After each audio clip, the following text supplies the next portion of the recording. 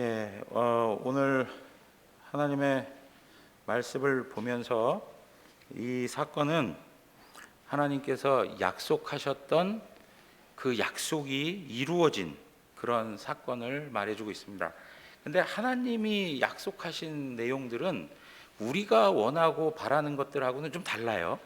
우리는 마치 어린아이가 생일 선물로 무엇인가를 바라고 기다리며 사는 것과 같은 이 세상적인 것, 예를 들면 물질의 복이라든가 건강의 복이라든가 뭐 자식의 복이라든가 뭐 이런 것들을 원하는데, 사실 하나님이 약속하시는 것은 우리에게 있어서 한순간의 기쁨을 주기 위한 것들이 아니고 정말 영원에 대한 내용을 가지고 우리에게 약속하신 것들이에요.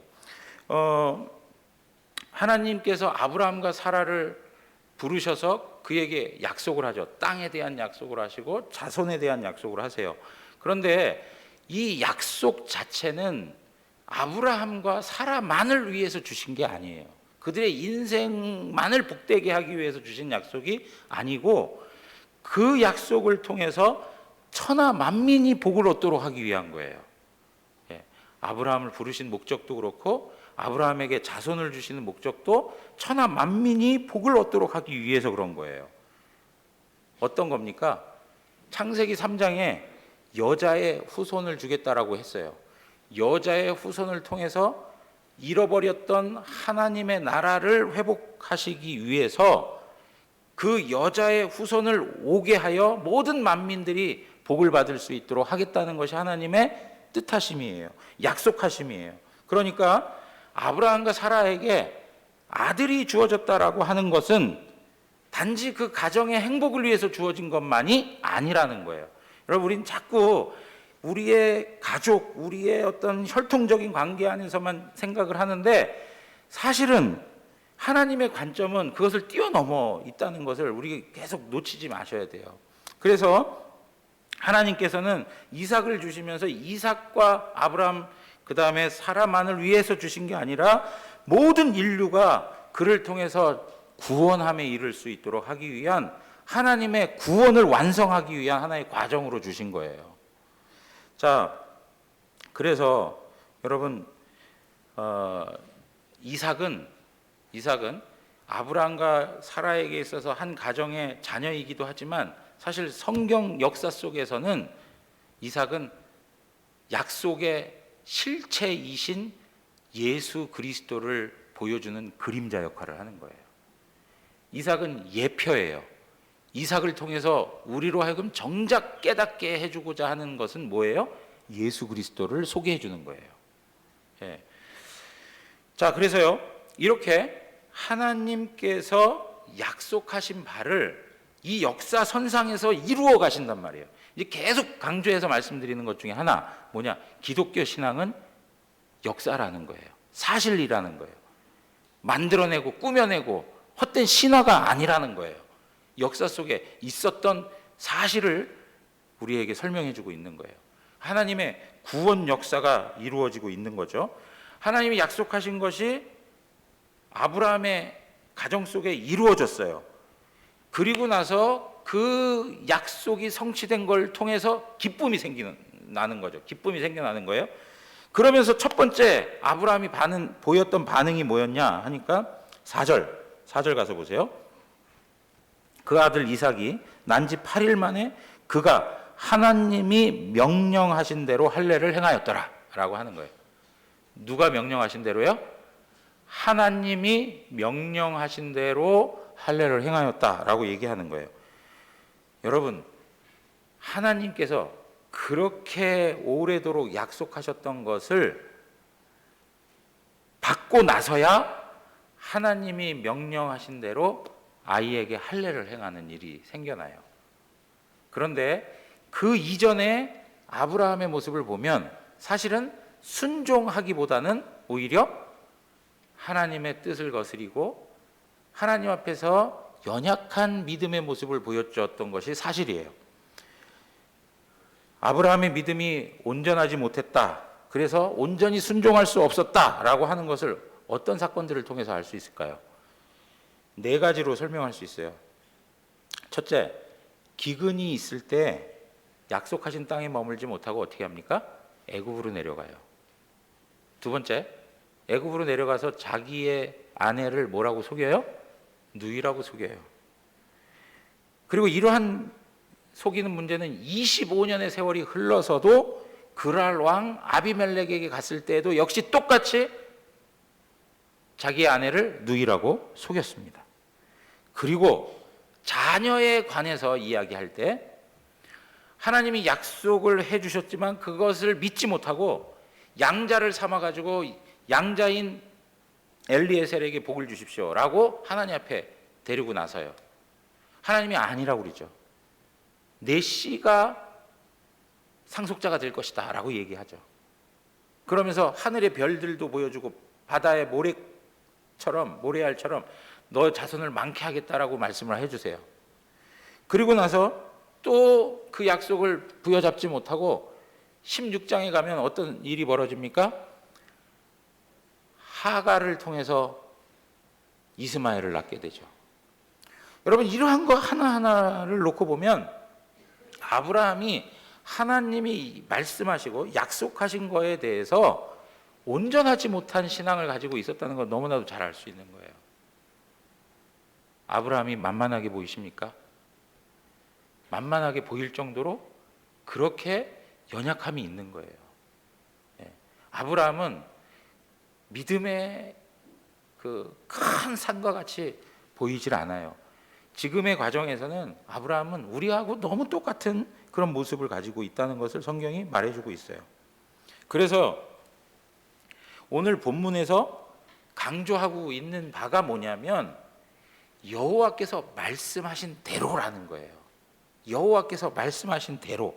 그 이야기는 이제 좀 더 가서 살펴보겠지만 아브라함이나 사라가 가지고 있는 형편과 조건과 상황과 믿음의 수준과 관계없이 하나님의 계획과 하나님의 시간에 따라 하나님의 말씀하신 것은 이루어지게 된다는 것을 우리에게 보여주고 있는 거예요.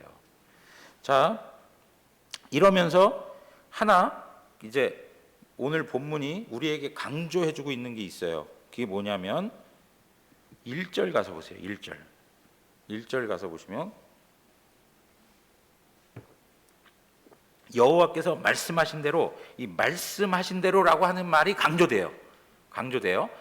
그러면서 동시에 무슨 단어가 많이 나오냐면 사라라고 하는 단어가 계속 반복적으로 나와요. 여호와께서 말씀하신 대로 사라를 돌보시고, 여호와께서 말씀하신 대로 사라에게 하셨고, 사라가 임신하고, 그죠? 그리고 사라가 자기에게 낳은 아들을 이름하여 뭐라고 하고, 사라 이렇게 계속 사라가 나와요. 여러분, 이 사라가 이렇게 강조되어서 나오는 이유가 뭘까요?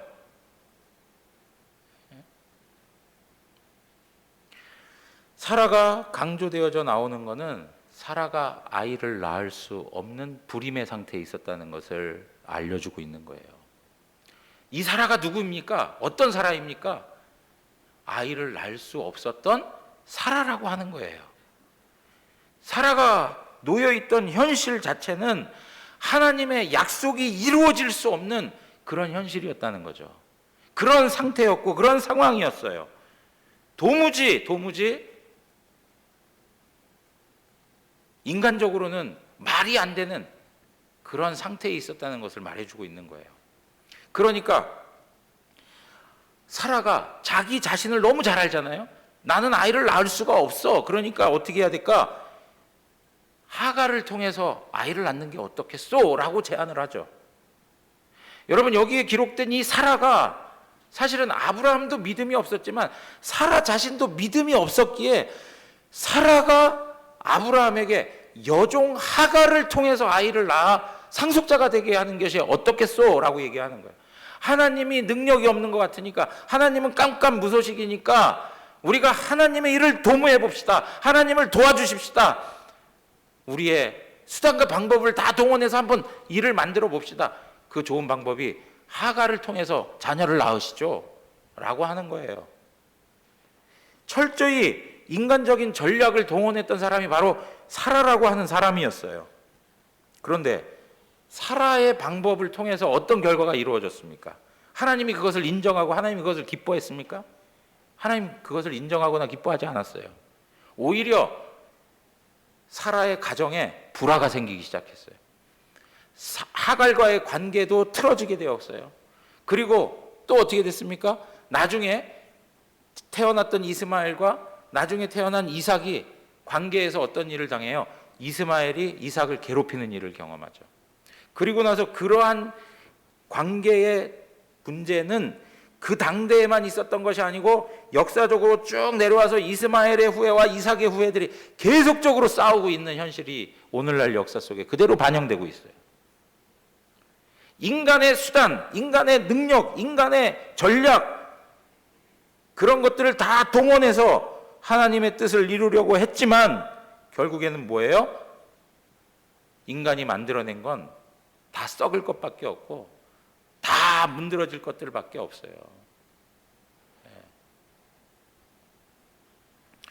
여러분, 인간들이 고안해내고 인간들이 만들어내고 하는 거, 이것은 생명력이 없다는 것을 아셔야 돼요. 이것은 하나님과 관계된 게 없어요.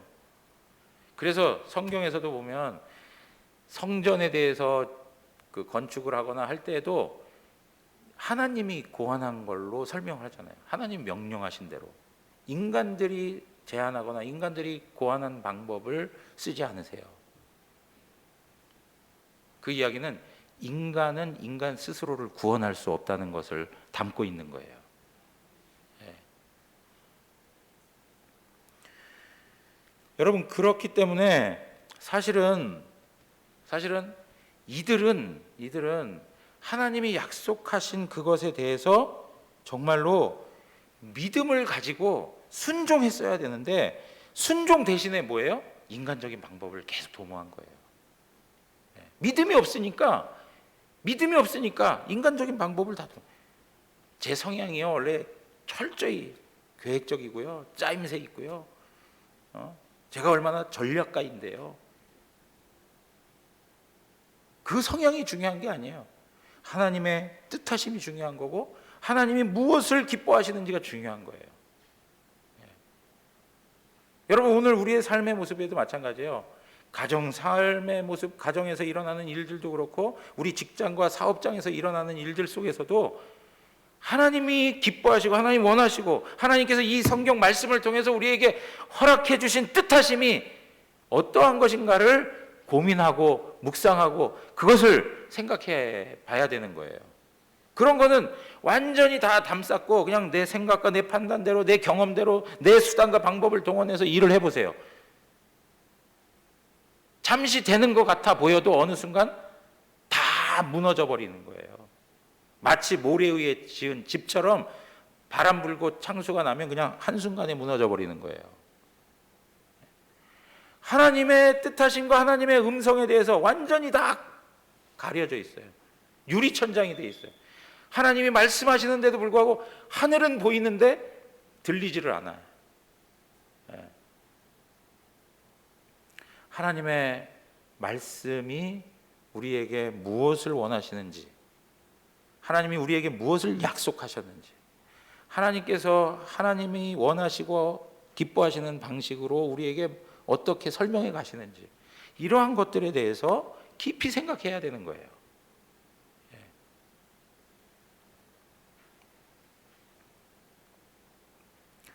사랑하는 성도 여러분, 그렇기 때문에 하나님의 말씀이 들려지는 그 순간은 우리의 전략과 계획의 실행이 필요한 게 아니에요.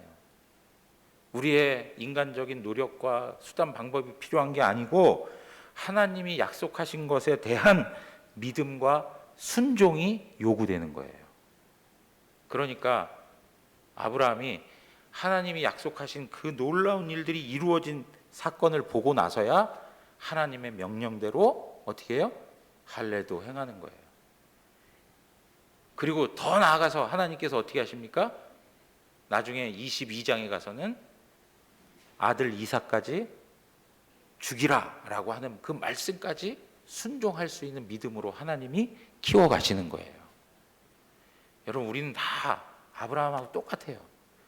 믿음의 그릇이 작아요. 분량이 작아요. 그래서 온전히 순종하지 못해요. 그런데 오늘도 우리에게 이러한 말씀을 통해서 우리에게 말씀하시는 게 뭐예요? 이 말씀이 우리 마음 가운데 들려지고 그 들음을 통해서 우리의 믿음이 커지라고 말씀하시는 거예요. 그리고 그 말씀 앞에 순종할 수 있도록 우리에게 권고해 주시는 거예요. 사랑하는 성도 여러분, 하나님 말씀은 그냥 듣고 흘려보내는 것이 아니고 순종하는 데 의미가 있어요. 순종하셔야 돼요. 자, 오늘 사라가 뭐라고 얘기합니까? 사라의 나이는 90세고 아브라함의 나이는 100세가 되었습니다. 그러한 상황 속에서 하나님께서 아브라함에게 나타나셨어요. 그러면서 아들을 낳을 거야 라고 하니까 그 이야기를 들은 사라가 웃습니다. 자, 창세기 18장 가서 보시면 10절, 그가 이르시되 내년 이맘때 내가 반드시 내게로 돌아오리니 내 아내 사라에게 아들이 있으리라 하시니 사라가 그 뒤 장막 문에서 들었더라 그래요. 들었어요. 하나님이 아들이 있겠다라고 하시는 말씀을 사라가 들은 거예요. 12절 우리 다 같이 한번 읽겠습니다. 12절입니다. 사라가 속으로 웃고 이르되,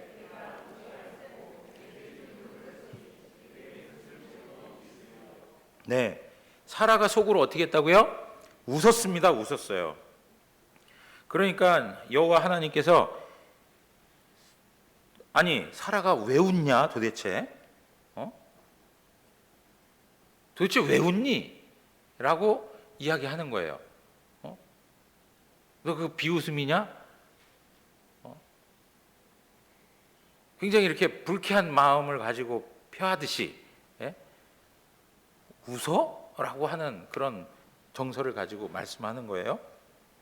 그러니까 15절에 그렇게 얘기하죠. 사라가 두려워서 부인하여 이르되 내가 웃지 아니하였나이다. 그러니까 하나님께서 뭐라 그래요? 아니라 너가 웃었어 라고 그냥 딱 집어서 이야기하세요. 근데 여러분 여기에 사라가 보인 반응을 보면 지극히 합당한 반응 아니에요? 나라도 웃겠다 그거 아니겠습니까? 예? 사라를 욕할 수 있어요? 사라가 웃었다고 비꼬을 수 있겠어요? 그럴 수 없어요. 우리도 똑같이 웃었을 거예요. 우린 더 했을 거예요. 예? 사라가 웃는 웃음 자연스러운 거고 상식적인 거예요. 그런데 하나님께서는 그 웃음을 의심의 웃음으로 규정하시는 거예요. 너 의심했다는 거예요. 의심했다. 예? 의심의 웃음.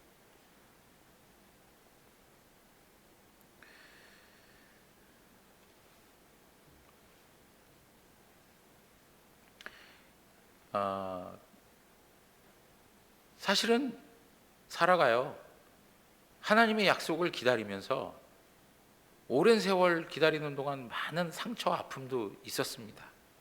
예.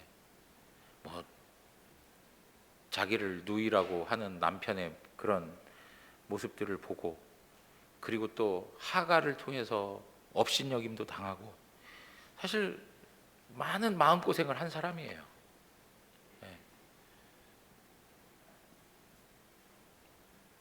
그런데 이러한 것 가운데 하나님의 약속이 들려졌을 때 그 약속이 온전히 믿겨지지가 않았던 거죠. 처음엔 그랬던 거예요. 그런데 우리가 성경을 보면 신약에서 사라에 대해서 다른 모습을 우리에게 또 설명해 주는 게 있어요. 그게 뭐냐? 히브리서 11장 11절입니다. 자, 함께 읽겠습니다. 믿음으로 사라 자신도 나이가 많아 단산하였으나 잉태할 수 있는 힘을 얻었으니 이는 약속하신 이를 미쁘신 줄 알았습니다. 여러분 믿음으로라고 하는 말이 처음으로 등장해요. 사라 자신도 나이가 많아 단산하였으나 잉태할 수 있는 힘을 얻었다는 거예요. 믿음으로 잉태할 수 있는 힘을 얻었어요. 사라가 의심의 웃음을 가졌었으나 이제는 하나님 앞에서 믿음으로 그 약속을 받아들였다라고 말해주고 있는 거예요. 믿음으로. 그런데 여러분 믿음으로 이렇게 그 모든 불가능한 것들을 받아들일 수 있었다라고 하는데, 여기서 믿음이라고 하는 거를 우리는 그냥 내 마음속에서 일어나는 어떤 신념, 감정 상태로 생각할 때가 있는데 그렇지 않다는 거예요. 여러분, 믿음이라고 하는 거는 철저히 지식에 기초하고 있다는 걸 아셔야 돼요. 지식. 믿음이라고 하는 거는 그냥 단지 내 마음 안에서 그냥 감정적으로 그래 난 믿어야 돼 막 자기 긍정을 해가지고 자기 신념 속에 있는 게 믿음이 아니고, 믿음이 생겨나게 되는 거에는 분명한 지식이 있다는 거예요. 지식에 기초해야 그게 참 믿음이 되는 거예요. 그게 뭔지 아십니까? 그래서 믿음은 들음에서 난다는 게, 그 들음이 하나님의 말씀이라는 거예요. 그 말씀을 통해서 뭘 배우게 되는 걸까요? 하나님 그분이 어떤 분인가를 알게 되는 거예요. 예? 하나님 그분이 어떤 분인가를 알게 되는 거예요. 그래서 오늘 11절 말씀 보세요. 시브리서 11장 11절 말씀해 보면, 이는 약속하신 이를, 약속하신 하나님을 미쁘신 줄 어떻게 했다고요? 알았다는 거예요. 알았다는 거예요. 하나님 그분이 미쁘신 분이라는 것, 하나님 그분이 약속하신 것을 하나도 빠짐없이 철저하게 이루시는 신실하신 하나님이라는 것을 알았다는 거예요. 알았다는 거예요. 예. 여러분, 여기서 미쁘다라고 하는 말은 다른 말로 얘기하면 신실하다는 거예요. 하나님이 약속하신 거에 충성스럽게 그 약속을 이루시는 하나님이라는 거예요. 예. 사랑하는 성도 여러분, 우리가 믿음이 생겨날 수 있는 것은 하나님을 아는 지식에 기초하고 있는 거예요. 우리가 얼만큼 하나님을 아느냐에 따라서 우리는 믿음이 생겨날 수 있는 거예요. 예? 하나님을 모르면 믿음이 생길 수가 없어요. 하나님을 모르고 내가 믿는 것 같이 느껴질 때가 있죠. 그거는 어쩌면 거짓된 감정일 뿐이에요. 거짓된 감정. 하나님을 아는 지식에 기초해야 그분에 대해서 알면 알수록 우리의 믿음은 커질 수밖에 없는 거죠. 하나님 모르고는 믿음이 커질 수가 없어요.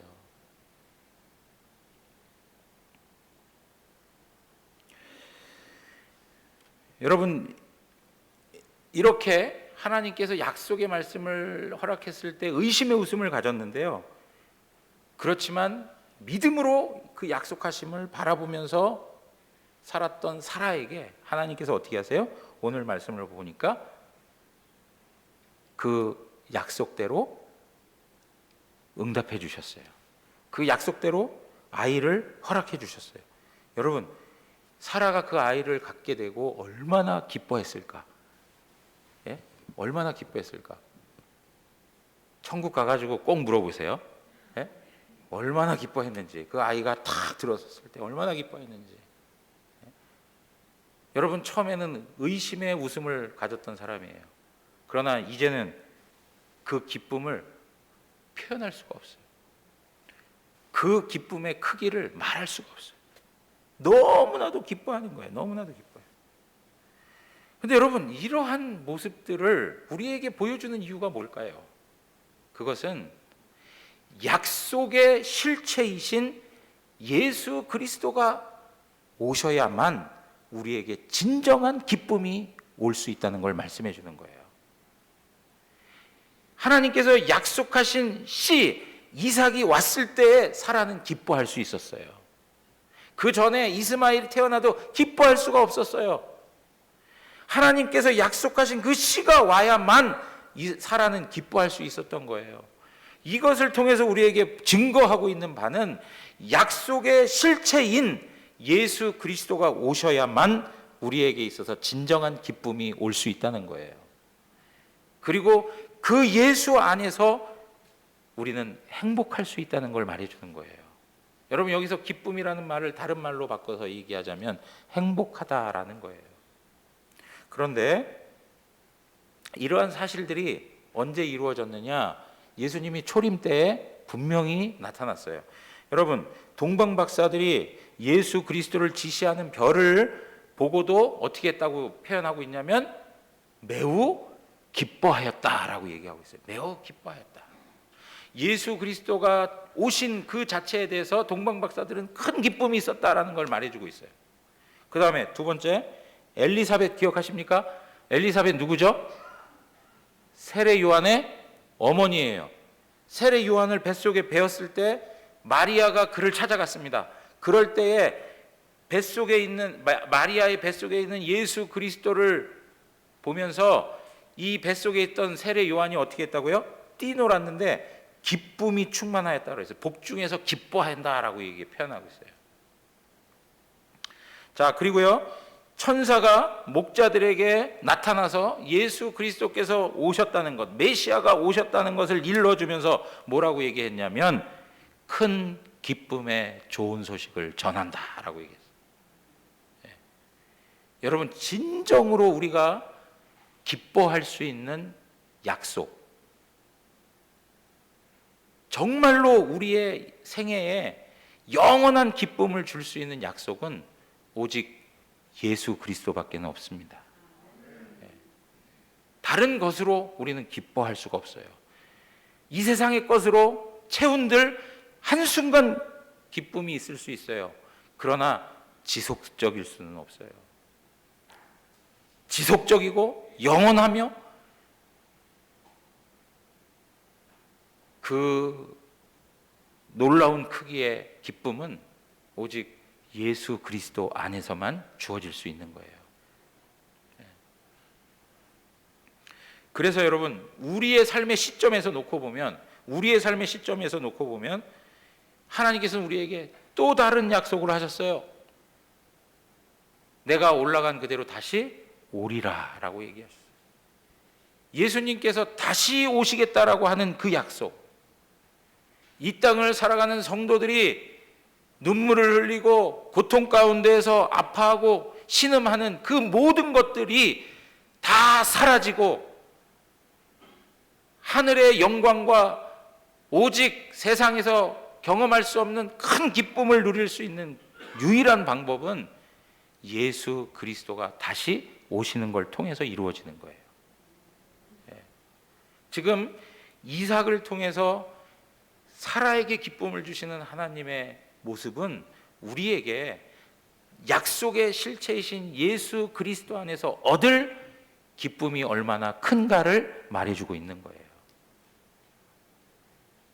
사랑하는 성도 여러분, 사라는 하나님을 의지할 때에 기쁨을 얻을 수 있었습니다. 기쁨을 얻을 수 있었어요. 또 하나 우리가 말씀을 통해 살펴볼 수 있는 게 있어요. 뭐냐면 6절에서 7절에 있는 말씀이에요. 6절에서 7절에 있는 말씀을 보시면 하나님이 나를 웃게 하시니 듣는 자가 다 나와 함께 웃겠다라는 거예요. 사람만 웃는 게 아니고 또 누구도 웃어요? 주변에 있는 사람들까지 다 웃게 만든다는 거예요. 왜 그럴까요? 7절에 보니까 사라가 자식들을 젖먹이겠다고 누가 아브라함에게 말하였겠냐. 사라가 자식이 있어가지고 젖을 먹일 거라고 누가 상상이나 했겠냐 이거예요. 어떻게 그런 일이 있을 수 있냐 이거죠. 그런데 여러분 보세요. 사라의 이름은 뭐예요? 열국의 어미예요. 열국의 어미, 이름이라도 없었으면 좋겠어요. 그런데 열국의 어미인데 아이가 없어요. 어쩌면 사라의 이름은 그의 부족함과 수치됨을 가지고 살아가는 하나의 그 부끄러운 이름일 수 있었어요. 아니, 아이 하나도 없으면서 무슨 열국의 어미라는 이름을 붙이고 살아? 도대체 받아들일 수가 없는 거죠. 그러니까 주변에 있는 사람들 다 어떻게 해요? 비웃음을 던질 수밖에 없어요. 조롱의 웃음을 던질 수밖에 없어요. 야, 꼴에 열국의 어미라는 이름을 붙이고 사네. 어느 누구도 사라가 아이에게 젖먹일 거라고 생각을 할 수가 없었어요. 전부 다 비웃을 수밖에 없었어요. 그런데 하나님께서 어떻게 하셨어요? 그 비웃음을 함께 축하하는 웃음으로, 사라와 같은 기쁨으로 하나님께서 변화시켜 주시는 거예요. 여러분, 이러한 모습들을 보면 우리가 하나님 참 신기한 게 뭐 능력 있고 강하고 힘 있는 자들을 통해서 하나님 일을 하시면 좋은데 가장 부끄럽고 수치스럽고 연약한 사람들을 통해서 하나님의 일을 행하세요. 그래서 이 세상에서 강하고 능력 있고 그리고 권세 있는 자들을 부끄럽게 만드시는 것이 바로 하나님이세요. 사랑하는 성도 여러분, 우리 안에 정말 수치스러움이 있고 내놓기 어려운 부끄러움이 있는 그런 모습들이 있죠. 그런데 그 모습들을 하나님 앞에서 다 내어놓으세요. 하나님, 저 이런 사람이에요. 저 이렇게 부족해요. 그러면 하나님께서 우리의 인생 가운데 역사하시고 그 부끄럽고 수치되고 연약한 모습을 사용하여 더 강하고 더 능력 있고 정말로 힘 있는 자들을 오히려 더 주눅들게 하시는 분이 하나님이시라는 거예요. 사랑하는 성도 여러분, 오늘 하나님께서는 나만 웃게 하시는 것뿐만 아니라 다른 사람에게도 기쁨을 전달하기 원하세요. 우리의 삶을 그렇게 사용하시는 거예요.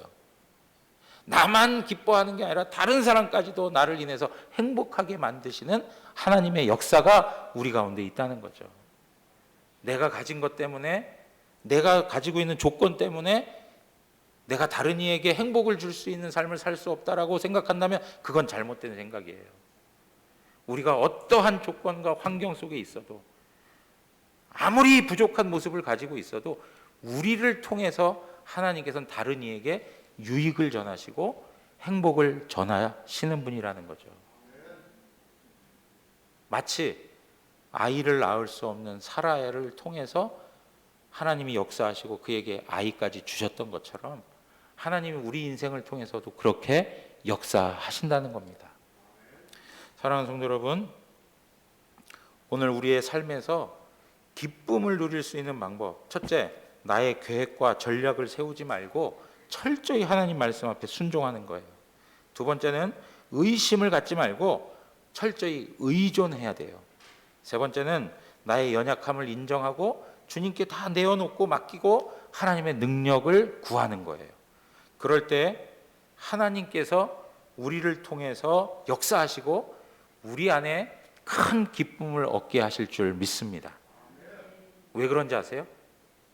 첫째, 하나님은 약속하신 것을 이루시는 신실하신 하나님이기 때문에 그래요. 그리고 두 번째, 하나님은 불가능한 것을 가능하게 하시는 전능하신 하나님이시기 때문에 그렇습니다. 그 하나님이 우리가 섬기고 있는 하나님이고 우리가 예배하고 우리가 찬양하고 그리고 우리와 함께 하시는 하나님이십니다. 여러분들의 인생이 신실하시고 전능하신 하나님의 손에 있다는 것을 기억하시고 오늘도 주님과 동행하시면서 행복하게 살아가시는 은혜가 있기를 주님의 이름으로 축원합니다. 다 같이 일어나시겠습니다.